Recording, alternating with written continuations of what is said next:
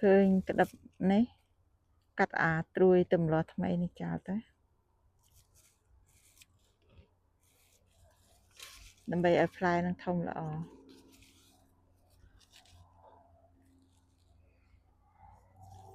នេះមួយទៀតកាត់ចោល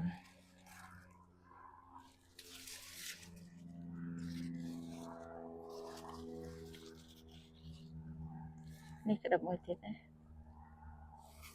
នេះមេចិត្តក្តាប់ហ្នឹងយើងប្រឡូកថ្មីហ្នឹងកាត់ចោលទៅទុកតែផ្លែហ្នឹងបានហើយ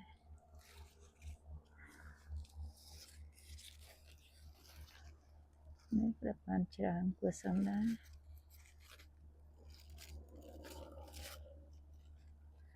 ដើម្បីកុំឲ្យស្ដុកពេកកាត់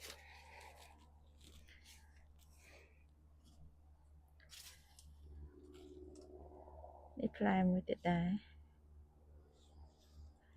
ត្រួយហ្នឹងកាត់ចោលទៅ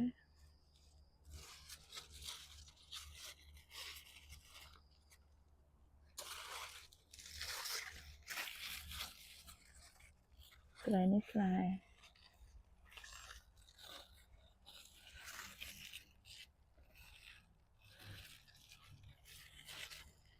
នេះត្រួយ